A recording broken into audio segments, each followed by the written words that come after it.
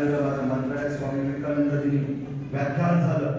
होय, ज्या आधी ते धर्मांध आहे, ज्या देशाला जे धर्म केंद्रित राष्ट्र निर्माण करण्याचा प्रयत्न करत आहे, त्या सर्वांना मी एक आव्हान केलंय की अगोदर तुम्हाला स्वामी विवेकानंद समजले का? आम्ही स्वामी विवेकानंद फक्त 1892 साली जी धर्म परिषद शिकागो येथे झाली, शिकागो येथे जी धर्म परिषद झाली, एका 16 वर्षाचं युगप्रवर्तक व्यक्तिमत्व ज्यांचं नाव नरेंद्र दत्त, आम्ही त्यांना काय म्हणतो?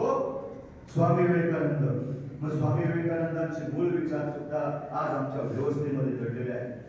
आम्हाला ते स्वामी विवेकानंद कळायला पाहिजे.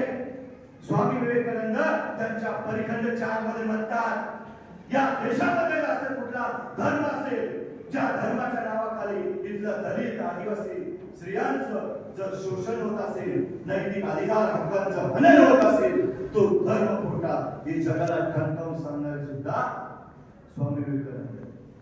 आज आमचा आदिवासी विभाग आहे. मी आदिवासी विभागात जवळजवळ विदर्भातून करत करत माझ्या मूळ जन्मभूमी नाशिक मध्ये आलेलं आहे. बिरसा मुंडा असेल, तंट्या भील असेल, यांचं कार्य सर भिंतीवरच्या चित्रापेक्षा मी तिथं जागेवर जाऊन अभ्यास केला. मी कुठल्या गेस्ट हाऊसला राहिलो नाही, सरांना माहिती. आम्ही आदिवासी मुलांच्या घरी राहिलो. ती चटणी भाकर खाली. अक्षरशः तहसीलदार महोदय, प्राचार्य महोदय, वॉर्डन महोदय राहायचे माझ्याबरोबर नाही. मी तिथे जाऊन ते समजून घेतलं. इथे बिरसा मुंडा असतील, माझ्या विद्यार्थ्यांनी लक्षात घ्या, बिरसा मुंडा मी आदिवासी समाजाचा आहे, ते आमचे दैवत, ते आमचे महापुरुष नाही. आता मूळ शिकवणीकडे आपण वाटचाल करतोय.